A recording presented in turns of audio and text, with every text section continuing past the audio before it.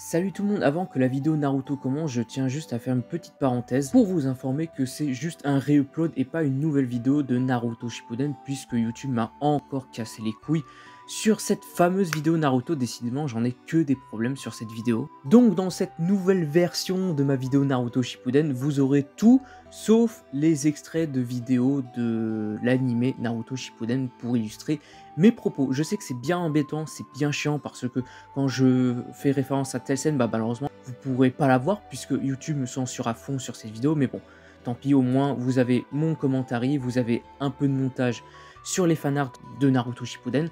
Et j'espère que quand même la vidéo vous plaira. En tout cas, merci à vous de m'avoir écouté et je vous laisse sur cette vidéo YouTube friendly de Naruto Shippuden. Le jour de sa naissance, il a perdu ses deux parents et devint le réceptacle de Kyuubi, ce qui lui a valu d'être rejeté par la plupart des habitants de Konoha durant toute son enfance. Après avoir rejoint l'équipe numéro 7, Naruto travailla dur pour obtenir la reconnaissance des villageois tout en poursuivant son rêve de devenir Hokage. Dans les années qui suivirent, après de nombreuses péripéties et d'épreuves, il devint un ninja considéré comme un héros par les villageois et plus tard par le reste du monde. Il prouva rapidement être l'un des acteurs majeurs de la 4e grande guerre shinobi, lui permettant de réaliser son rêve et de devenir le 7e Hokage. Salut tout le monde, c'est Darkhoz et aujourd'hui nous allons parler de Naruto Shippuden.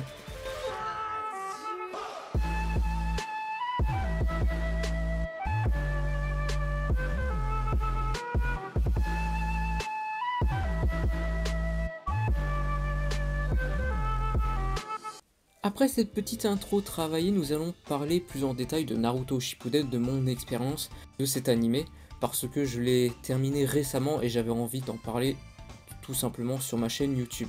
C'est vrai que j'ai jamais fait ce genre de vidéo sur ma chaîne YouTube, mais vu que c'est une nouvelle année, j'avais envie de faire de nouveaux projets sur ma chaîne YouTube et je me suis dit pourquoi pas parler des animés, chose que je regarde très régulièrement.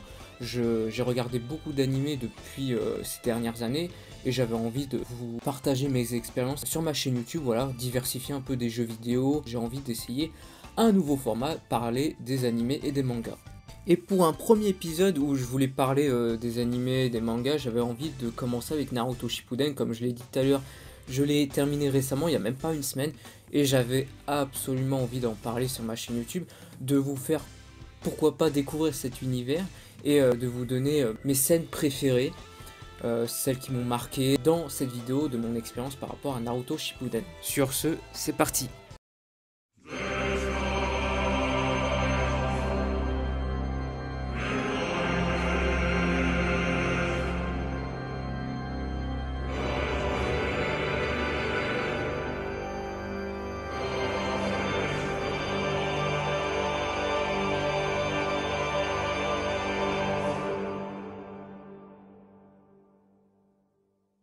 Alors premièrement, nous allons parler d'Akatsuki.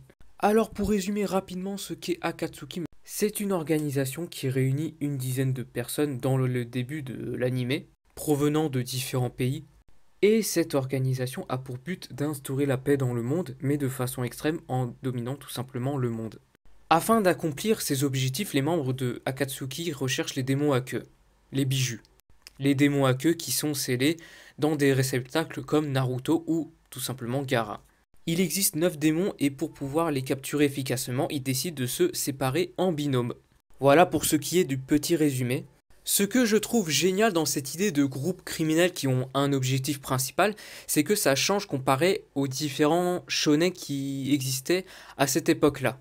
Pour citer un exemple connu, je vais parler de Dragon Ball Z. Dragon Ball Z, en gros, t'as un arc, des sbires et t'as le boss principal. Alors que là, dans Naruto Shippuden, en fait, tu vas suivre tout au long de l'anime, tu vas découvrir un peu plus personnellement, en fait, les protagonistes de ce groupe, comme par exemple Sasori, Tobi, Itachi et bien évidemment Pain, que je vais en parler un peu plus tard. Alors c'est vrai, le petit point négatif que j'ai à dire sur ce groupe d'Akatsuki, c'est que malheureusement, eh bien, t'as 2-3 personnages où tu connais pas spécialement sa raison d'être ici, en fait, comme par exemple Kisame, qui certes est avec Itachi, donc tu le vois un peu plus souvent, mais malheureusement, son passé n'a pas été aussi bien exploré que Pain. C'est le seul défaut que j'ai avec certains membres d'Akatsuki, mais sinon en général je kiffe ce groupe.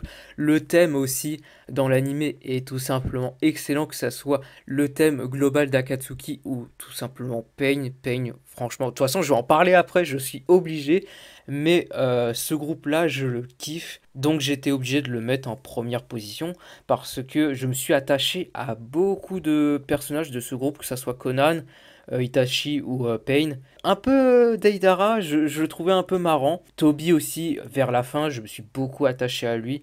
Mais globalement, ouais, même s'il a quelques défauts, ce groupe, comme des personnages qui ne sont pas assez exploités dans leur passé, des personnages un peu creux, mais dans la globalité, ça reste un très bon groupe. Après, certes, ils avaient un objectif principal qui était de capturer les réceptacles pour instaurer la paix.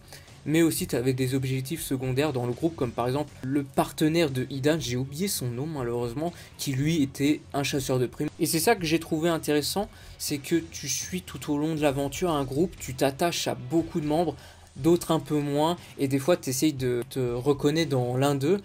Et ça, j'ai trouvé ça vraiment excellent de la part de Naruto Shippuden d'avoir fait un groupe de méchants et pas seulement un arc genre classique shonen, genre des sbires et le boss final. Là, c'était tout au long de l'aventure, tu suis un groupe, des fois tu les suis en binôme, des fois tu les suis tous ensemble, et ça, j'ai trouvé ça vraiment super original et vraiment très intéressant à suivre, et c'est pour ça que je l'ai mis dans mon top 3, voilà.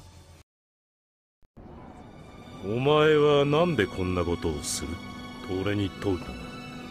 その理由をお前に話したところで何も変わりはしないだろう。だがもう一度ゆっくり話をすればどうだろうな。俺の目的はジライア先生も成し得なかったことだ。さっきも言ったがな、平和を生み出し正義をなすことだ。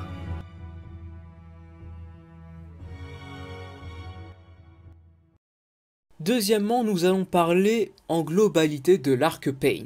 Alors l'arc Pain, ça va être très difficile à parler de ça parce que en vrai j'ai tout kiffé, franchement.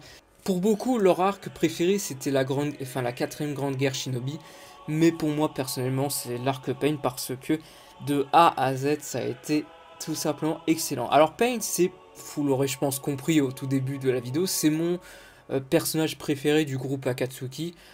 Pour plusieurs raisons, son passé est vraiment tragique et très bien écrit. Du coup, tu t'attaches forcément à lui. En gros, Pain, déjà, non seulement c'est le chef d'Akatsuki, mais aussi ses raisons, en fait, ses motivations d'instaurer la paix, en fait, sont justes, en fait. C'est pas un méchant comme par exemple Freezer, qui est juste méchant pour être méchant. En gros, il veut juste faire le mal. Pain, en fait, il fait comment dire, il a détruit Konoha. En gros, il a fait du mal au peuple de Konoha parce que dans le passé, eh bien, Konoha avait déclenché une guerre dans le village de Pain, et en gros, malheureusement, ses parents en sont décédés sous ses yeux, et du coup, il avait envie de se venger et d'instaurer la paix dans tout l'univers Shinobi pour éviter que d'autres enfants aient le même passé que lui.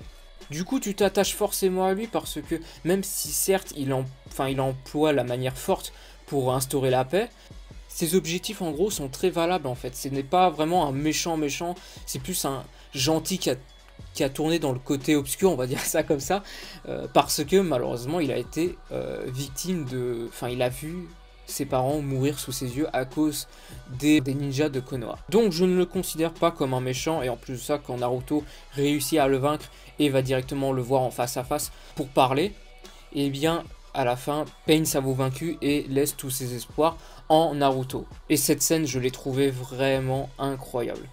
Cette scène était très bien écrite, très touchante. De toute façon, en général, cet arc a été vraiment incroyable. La bagarre aussi entre Naruto, mode ermite versus Pain était incroyable. D'ailleurs, l'entrée en scène de Naruto, ça me fait penser à l'entrée en scène de Goku quand il arrive sur Namek pour la première fois. C'est tellement badass. C'est à partir de ce moment-là où je me suis mis à respecter Naruto parce que cette entrée en scène, elle est beaucoup trop badass. Il arrive alors que le village de Konoha a été tout détruit. Il demande à Tsunade Est-ce que c'est normal si je ressens pas le ki de... Enfin, le ki. Je sais, le chakra, voilà, le chakra. Je comprends, je comprends DBZ et Naruto, excusez-moi. Enfin, en gros, Naruto demandait à Tsunade si c'était normal qu'il ne sentait plus tout simplement le chakra de Kakashi.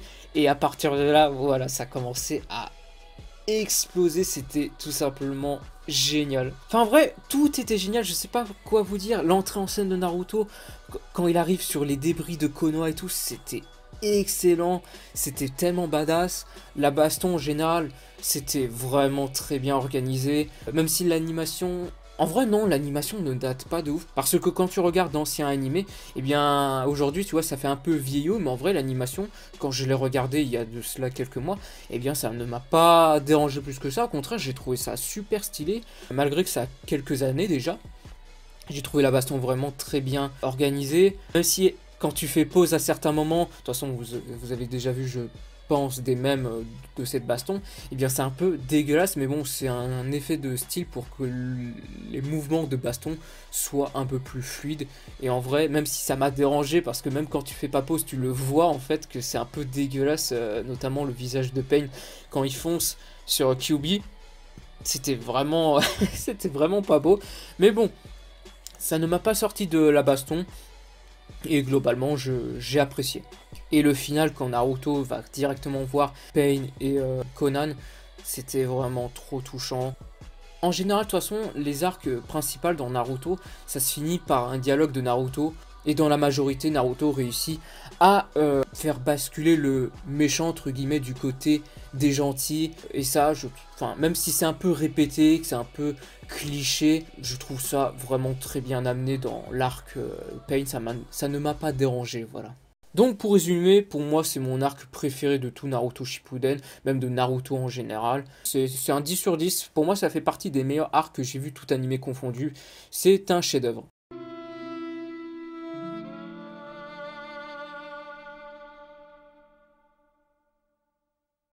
Et pour finir dans mon top 3, je vais... Enfin, c'est surtout une scène que j'avais envie de parler. Là, j'avais parlé d'un groupe de méchants, j'ai parlé d'un arc, et là, j'avais surtout envie de parler d'une scène, voilà, qui m'a beaucoup touché. C'est tout simplement la scène où Itachi fait ses adieux à Sasuke. Même encore aujourd'hui, tu vois, ça me marque, ça a été vraiment une scène très touchante.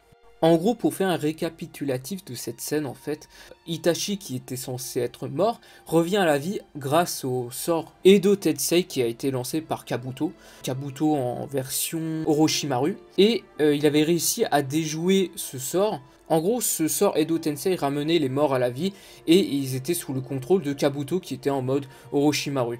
Il a réussi, Itachi, à contrer ce sort, il n'était plus sous l'emprise de Kabuto et du coup, il décida de foncer tout droit dans le repère de Kabuto pour annuler le sort d'Edo Tensei qui mettait dans la merde tout le monde, en fait, beaucoup de nos héros, parce que Kabuto il réanimait les anciens Hokage qui furent décédés, les anciens Tsukikage, etc., etc. En gros, il faisait ramener à la vie les ninjas les plus puissants et il les a mis sous son contrôle et du coup ça mettait dans la merde pas mal de nos héros préférés. Et Sasuke sur le chemin voyait Itachi foncer tout droit vers le repère de Kabuto et il décide de le rejoindre. Au début il était choqué parce qu'il s'attendait pas à voir son frère revenir à la vie parce que c'est lui-même qui l'avait tué, même si voilà ce combat, cette scène fut touchante, j'ai préféré plutôt vous parler de cette deuxième scène, ce deuxième adieu entre Itachi et Sasuke parce que voilà ça m'a plus marqué que leur combat entre les deux, même si c'était fort émouvant. On s'y attendait en fait, alors que là cette deuxième scène et tout, franchement je m'y attendais pas du tout.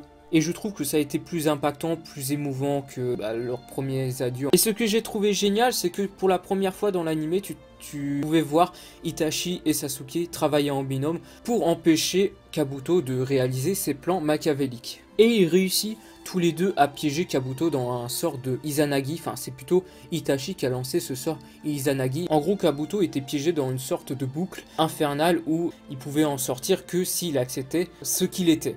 Et après que le sort de Edo Tensei soit annulé, eh bien Itachi retourna dans le monde de l'au-delà si je puis dire. Et avant de retourner dans le monde de l'au-delà, eh bien il fait ses adieux à Sasuke. Et là franchement ce moment, putain. En général j'ai beaucoup aimé l'arc 4ème Grande Guerre Shinobi, même si c'est vrai qu'il était beaucoup trop long et ça avait du mal à avancer. Généralement on faisait quelques pas en arrière, c'était un peu vraiment frustrant de ne pas avancer dans l'histoire. Mais s'il y avait bien une scène qui m'avait beaucoup marqué dans cette 4ème grande guerre shinobi, eh bien c'est cette scène où Itachi fait ses vrais adieux à Sasuke, et là c'est tellement émouvant. Et suite aux adieux d'Itachi, Sasuke prenait un chemin totalement différent. Il ne voulait plus trop la vengeance. Ce qu'il voulait, tout simplement, c'était la paix globale dans l'univers shinobi. Ça, franchement, cette scène, j'ai beaucoup kiffé. Cette scène, franchement, elle m'a beaucoup marqué. Avec l'OST en fond, tout était émouvant. Cette scène, franchement, je m'y attendais pas du tout parce que quand j'ai commencé Naruto Shippuden, et bien malheureusement, je me suis fait spoil. J'ai été spoil, que ça soit pour la mort de Jiraiya, qui ça aussi, j'aurais pu le mettre dans mon top 3. Ça m'a beaucoup touché, mais je pense que si j'avais pas été trop spoil dans l'univers de Naruto, j'aurais mis cette mort aussi dans mon top en fait. Voilà, ce top 3 est à présent terminé, j'espère qu'il vous aura plu. Ce fut un grand plaisir de tourner du Naruto, de parler de Naruto, voilà, sur cette chaîne YouTube. J'espère que YouTube, voilà, ne va pas supprimer ma vidéo ou supprimer le vocal. Enfin bref, j'espère qu'ils vont rien me faire et qu'ils vont être très sympas avec cette vidéo. Surtout que c'est la première fois que je parle d'animé sur ma chaîne YouTube. Et j'espère que voilà, que ça soit le montage ou mon commentaire vous aura plu. Si la vidéo t'a plu, écoute, n'hésite pas à lâcher le pouce bleu, ça fait plaisir et ça récompense le travail.